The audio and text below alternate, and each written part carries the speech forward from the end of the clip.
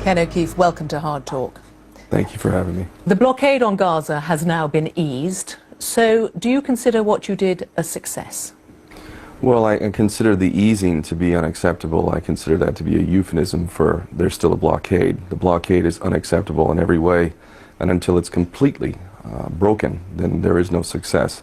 On that day, there'll be partial success, but ultimately the goal is not just the ending of the blockade, but to have real stability, security, and peace in that region. So until we achieve that, there is no success. Do you think that partial success, as you call it thus far, was worth the lives of 9 Turkish men? Absolutely, and I say that not lightly at all, because Palestinians die every day, and we don't hear about them in the news like we've heard about them in the flotilla. And it seems as if the Palestinian lives don't equate to non-Palestinian lives. I don't agree with that.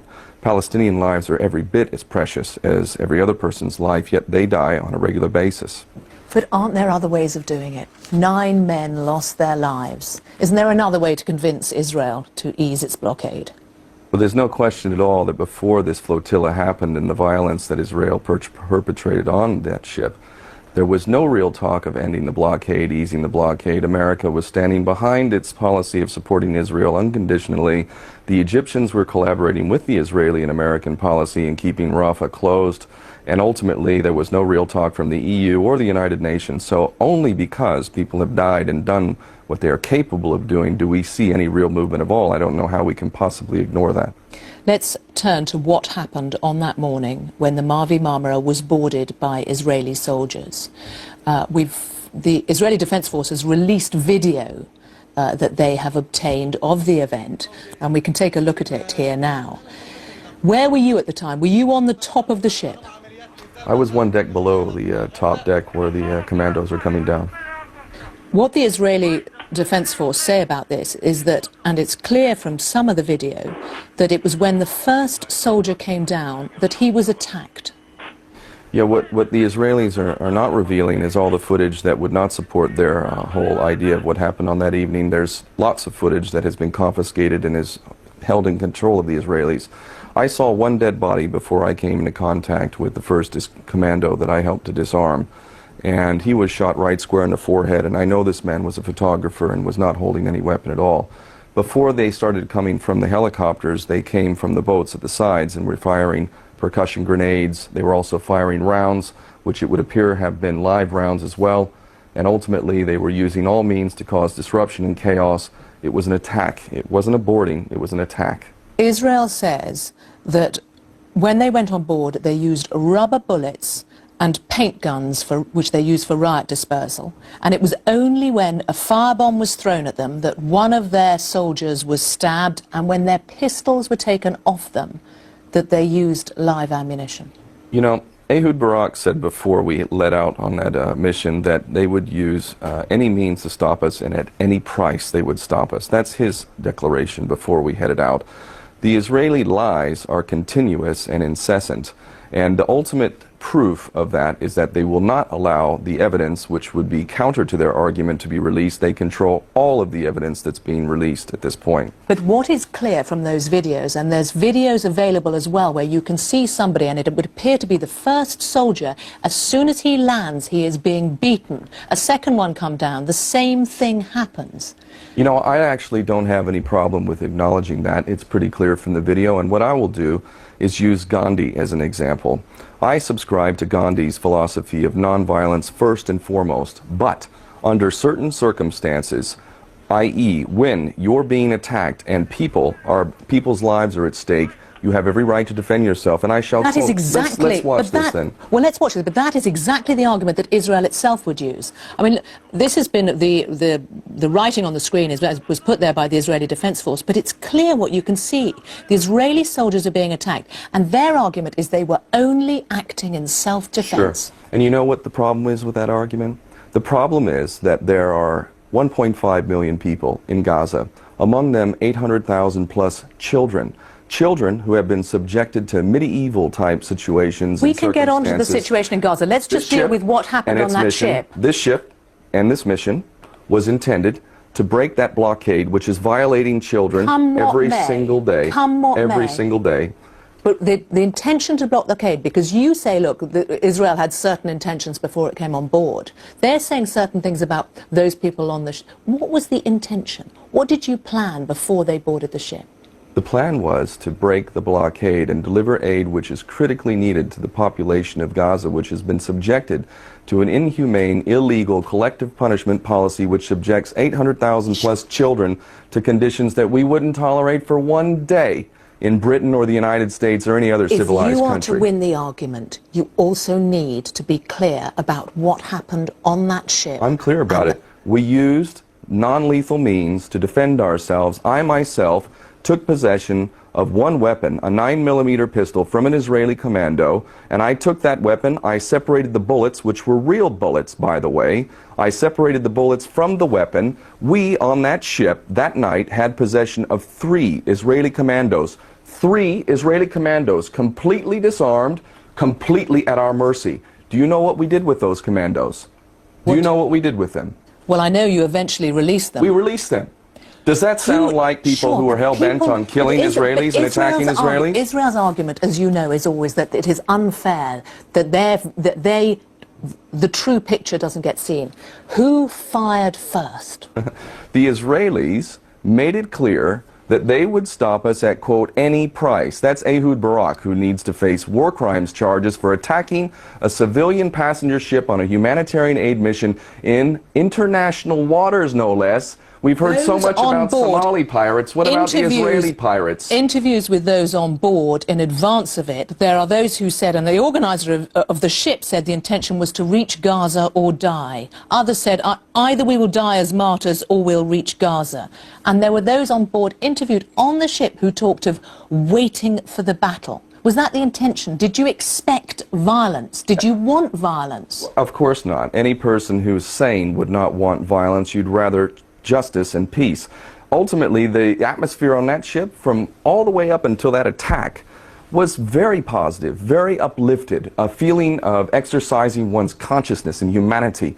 There wasn't hope that we would be attacked. Our hope was to arrive in Gaza. Was there an expectation? Look, no, you're a former military man, you're a former U.S. Marine. I can speak for myself. I was on the first Free Gaza mission in August 2008.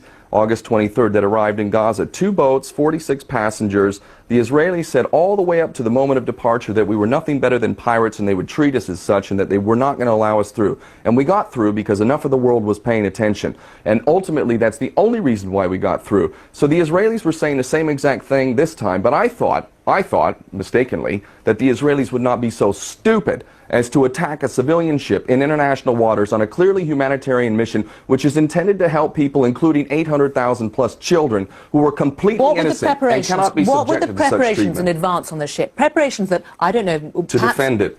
To defend it. So, the images that the Israeli Defense Force have released of wooden batons, of pipes being sawn in preparation... I don't have any problem with that. The knives I have a problem with. Because we were specifically told not to use any knives. Knives could be lethal. But you know that there were those on board who had knives and used knives. Really? Where's the proof? What, from Israel? They're lying. They lie incessantly. Are the soldiers who were wounded lying? That they are telling the truth? What about the soldiers who were wounded? Those soldiers should be dead if we were terrorists. Why are they alive? Because we're not there to kill people. You accept soldiers were shot?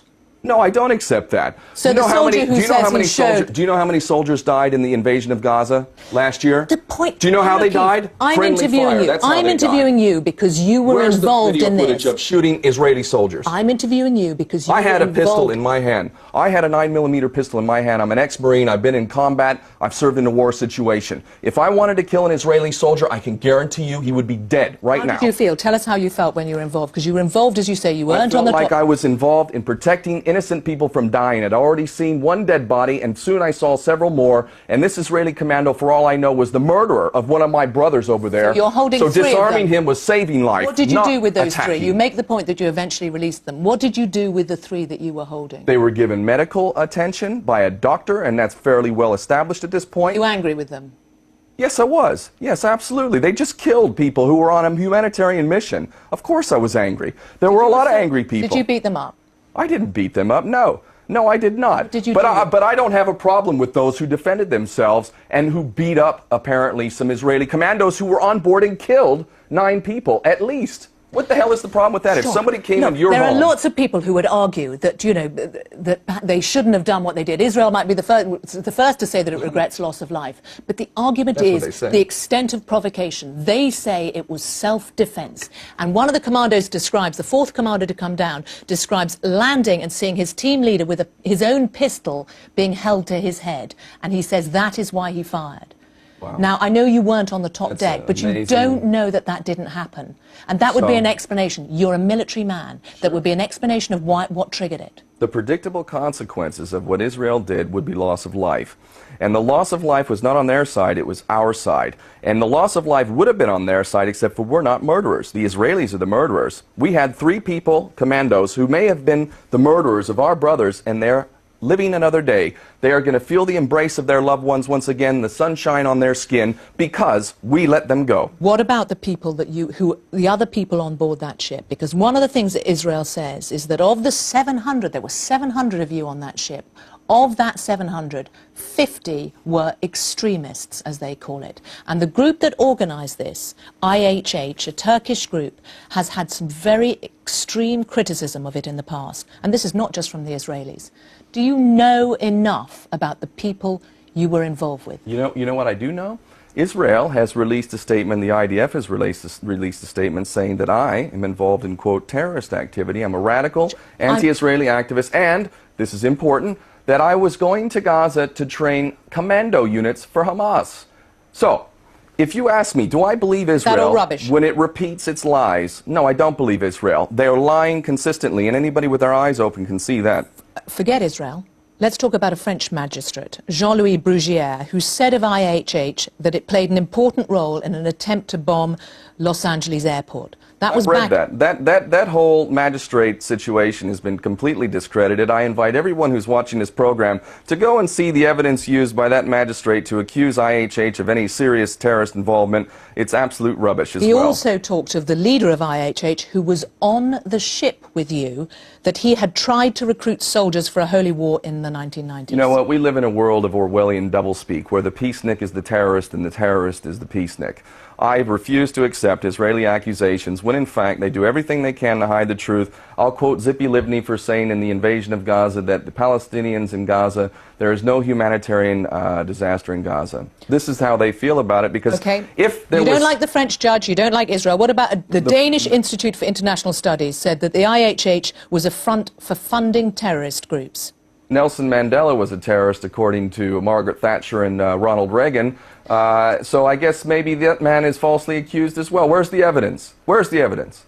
But isn't this changing the ground rules? I mean, this is in terms of what these people... Changing the ground rules? What do you know about AHH? What do you know about what they're doing? It's not my job to go and spend time investigating every activity of every person that I deal with. I stand by what I've done. And I am proud to have stood shoulder to shoulder with my brothers from IHH and around the world who did the right thing, who refused to accept the unacceptable. And with Hamas? And Hamas, you know what? The IRA is now part of the government in Ireland, but they were the terrorists of their day as well. If Hamas had been allowed an opportunity to give the political chance, the political process an opportunity, maybe they would not be involved in violent resistance as they are. However, they have never been given an opportunity at all. This is double standards. I mean, just as... No double standard. Well, in terms of the way you were talking about what Israel does and what you're talking about Hamas does, people were critical of the IRA when it did what it did, and it was only when it turned to political means that it was deemed acceptable. Amnesty says of Hamas that it engaged in a campaign of abductions, deliberate and unlawful killings and torture. I do not stand by anyone or any institution that violates human rights. However, what I will say... Hamas does? Yes, I do. And I will say absolutely 100%, without reservation, I support the right of self-defense without any doubt. I would be involved myself in violent resistance if I were a citizen of Palestine or Iraq or Afghanistan. And if I were a citizen of the United States or Britain and someone from halfway around the world came into my country and started stealing my land and killing my family, guess what? I would defend my country as well. So, I absolutely 100% defend the right of self-defense, and I will never shy away from that. I will not join the long list of embarrassments who condemn terrorism while forgetting to acknowledge that the biggest terrorist on the planet is the United States government for all of its terrorism around the world. Do you accept that Israel has a right to defend itself? Absolutely, every country does, and that's exactly why the hypocrisy and the lies of Israel are so transparent. Are you telling me we don't have the right to defend ourselves? When I saw dead bodies on that ship and we were hitting people with bars and sticks, we don't have the right to defend ourselves, but they do they? Hamas doesn't recognize the right of Israel to exist. You know what that sounds like to me? That sounds like the African National Congress and Nelson Mandela refusing to accept apartheid and recognize apartheid. I say that Israel, if it wants to be a genuine partner in any kind of peace, needs to destroy its whole ideology of Zionism. Zionism that makes other people goyim, who do not deserve to be in the Holy Land. That's the real problem. If Israel will embrace every people, including Palestinians, equally, human rights respected across the board, then I would challenge Hamas to change its charter and say we will acknowledge Israel. But until that time, I see no difference between Nelson Mandela and Hamas in refusing to accept apartheid or the Zionist Israeli state. The Israeli government, their first job is to defend their citizens. They have rocket attacks from Gaza. They have intercepted, in 2009, the Frankop holding hundreds of tons of war material for Hezbollah. In 2002, the Karine A holding dozens of tons of weapons for Hamas, sailing to Gaza from Iran. They are trying to defend their right to exist. That is why their argument is it's self-defense. And if you believe that, then I've got some swampland in Florida to sell you as well.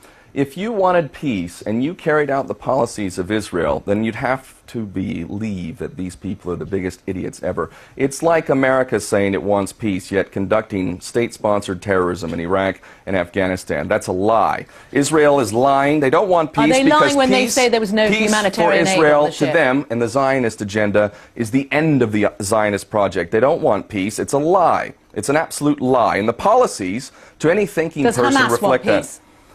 I can't speak for Hamas. I think that what I do know about Hamas is that they've actually done something to help their people. And they have also, I think, helped to give ammunition to their enemies by violating human rights and not doing everything that they should do to respect the rule of law. I'm not going to sit here and defend Hamas any more than I'm going to defend anyone who violates human rights. However, Hamas has done a lot to help its people, and for that it has to be given credit. And it also cannot be bought. And do you not think that the Israeli people would say that of their own government? They elected it. I actually think that the Israeli government is a reflection of the propaganda that has made the Israeli people so ignorant of the facts. Or defensive. They are under constant rocket attack. They feel that they How many people have the rocket attacks killed? These are glorified fireworks against the fourth largest military in the world with the latest technology and weapons of mass destruction. 3,000 rockets out of Gaza in the last 3 years. 3,000 rockets that killed how many people? The point is that Israel feels under threat. I think the rockets are a desperate attack. Tell us this. Let's go back to what was on your...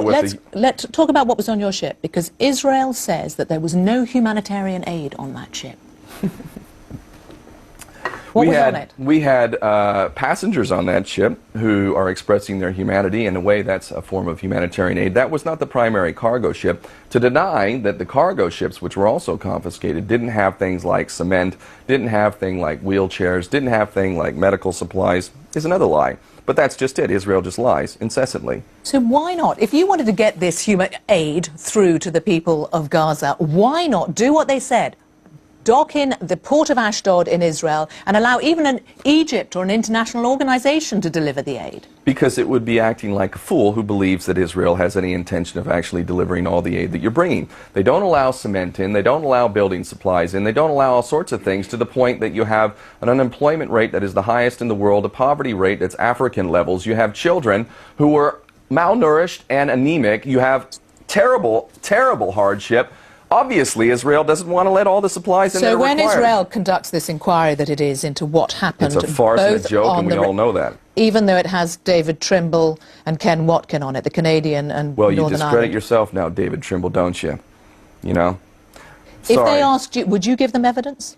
Absolutely. I'm giving evidence right now. I have nothing to hide. Would you go back to Israel to give them evidence? I'm seriously considering that. Because you know what? There are thousands of political prisoners from Palestine, my brothers and sisters who I consider to be my family, who don't have the same opportunity that I do. They don't have that shining light on me. They don't have BBC interviewing me. Yet they're sitting there in prison, not having access to their family, and they're my brothers and sisters. So I'm thinking about it very, very seriously, even though I know there is no justice in Israel. Do you fear for your life? You've talked about the fact that you might be on some hit list. I believe in what Malcolm X said. When he was asked, what is the price for freedom? Malcolm said, the price for freedom is death.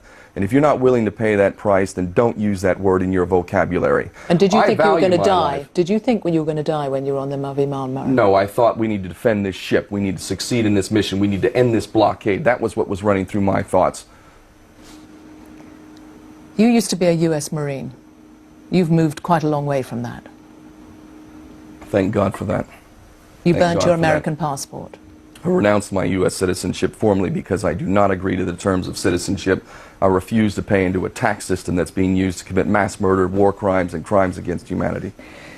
Your anger, how will you use it next? Based on love, and that's why I do what I do. How will you use it next? What will you do I've been next? involved in a project called Aloha Palestine, a social enterprise intending to do safe trade with Gaza, to bring in items counter to what Israel is getting from Britain and the United States, weapons of mass destruction, small arms and things like that, to bring in safe trade items such as things that are needed for the civilian population to live a decent life. And that is a problem that we need to address in this world, is the absolute lack of the Palestinian people to exercise self-determination, and living on aid is not the answer. So my focus is trade. And if I can't be the director of that company... What about the other side? Because a lot is focused on the import, getting stuff into Gaza. Surely the best thing for the Gazan people would be to allow to export all that they do.